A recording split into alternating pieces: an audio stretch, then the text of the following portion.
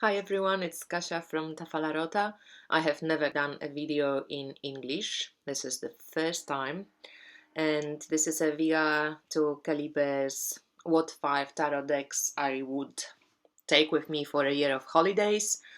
Um, and yeah, I just want to make it short. So I start with saying that if I was to choose just one tarot deck, which would be hard, but if I was to choose just one, I think I would choose Tarot de Marseille deck because I'm just in love with them.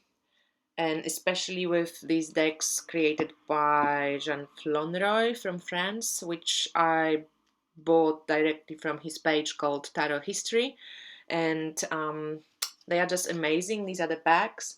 Um, they have amazing quality of paper, and just the feel of it in the hands is beautiful. And I'm just really enjoying the traditional imagery. I love the line, I love the style of them, I love the simplicity of the colors too. It's a pip deck, so if you keen on Rider-Waite Smith illustrated pips, then you probably won't like it. But using even the major arcanas, I think it's just beautiful. So this is Jean Dodal. It's quite big, and there is Jean Noblet as well, which is smaller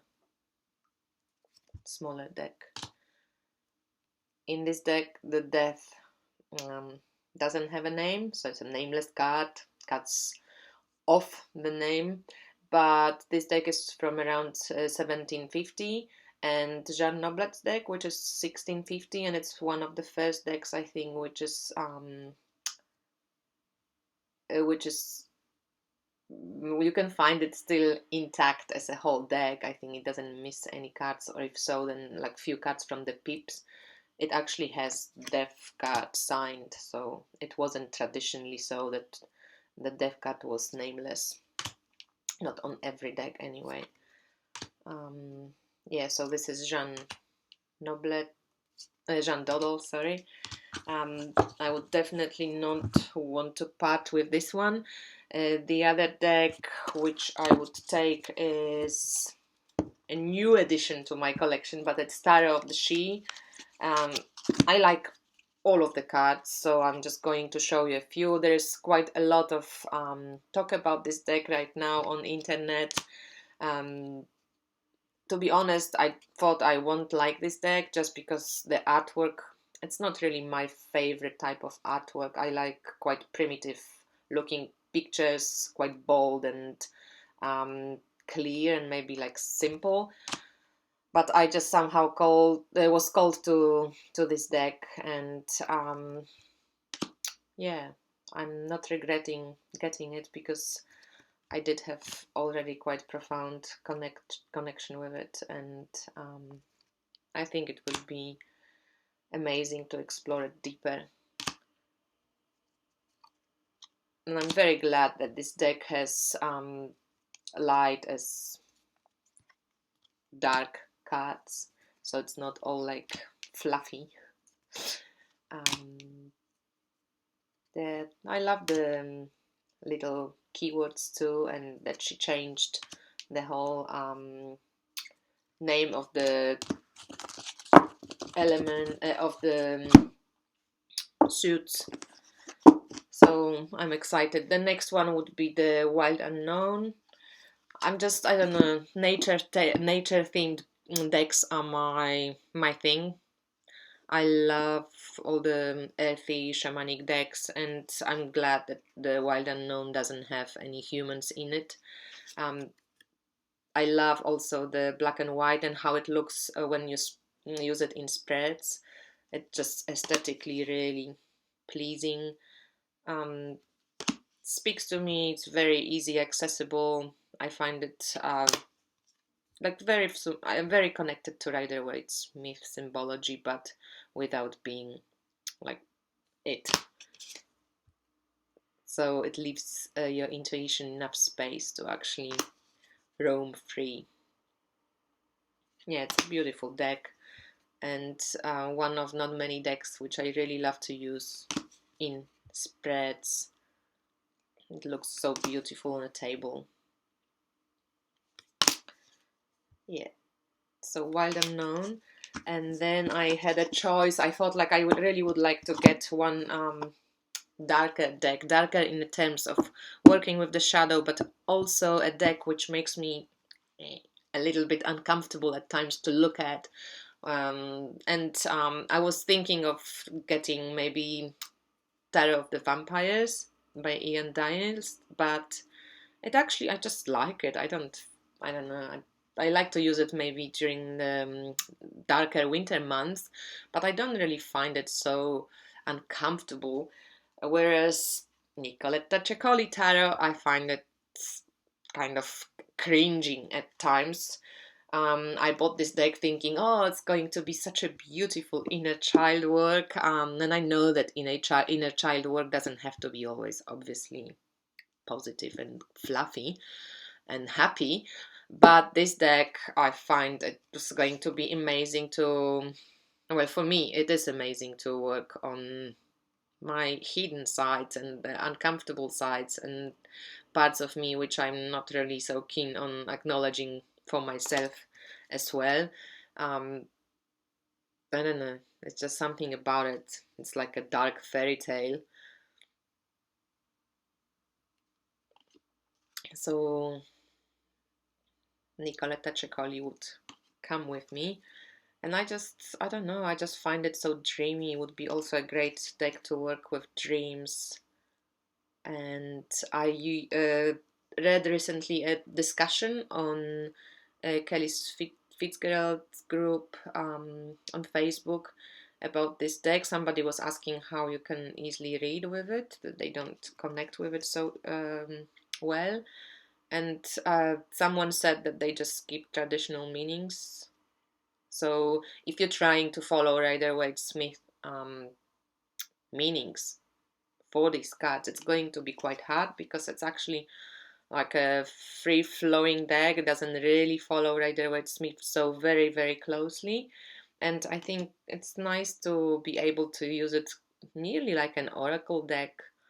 I usually just skip most of the times any traditional meanings with this deck, unless it fits. Like here, for example, Eight of Swords, you can kind of relate the meaning to the Rider-Waite-Smith if you want to, but it has this, this darkness surrounding you and this kind of fear and holding on to something quite tight and scared to make a move. So you can really kind of, sometimes the meanings just fit better than other times. Yeah, but this deck, I really love it. It's kind of, yeah, the chord cuts here are amazing, I think. They all women figures, but you get really sense of the energy while looking at those.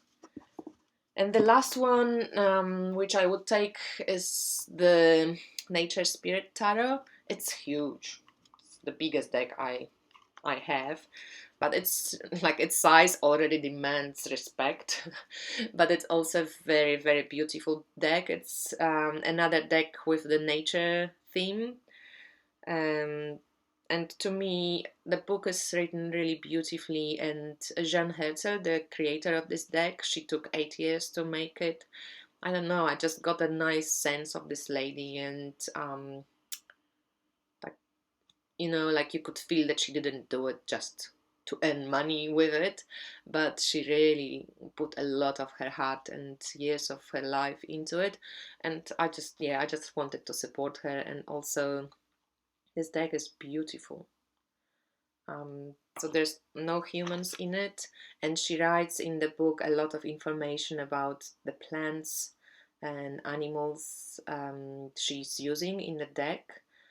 So she actually did very good research about it, and the whole booklet is quite like spiritual in a way, of simple and very gentle.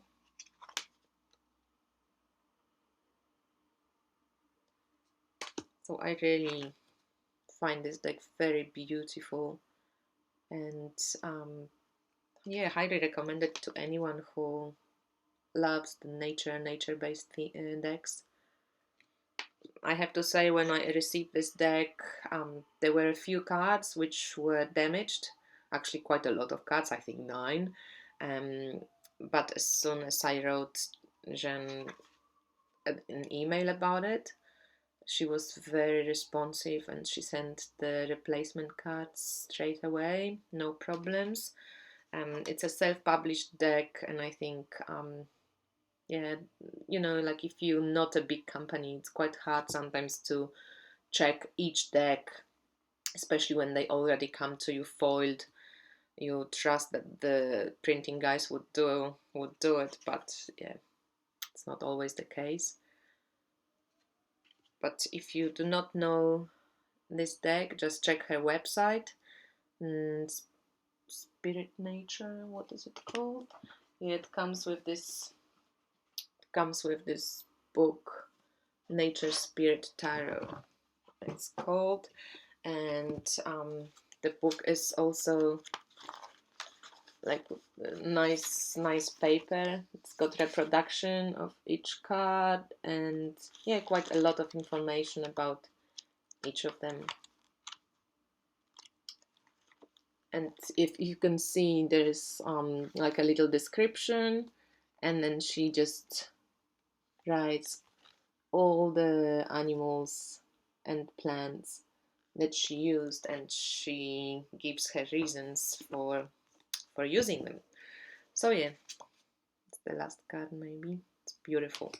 So these decks would come with me for a year trip, and if I was to choose just one for now, but I think always it would be the Marseille deck, and probably Shadow of the She if I could cheat and take 2.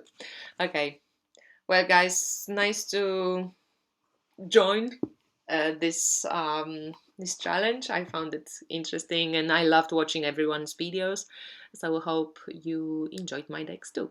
Bye.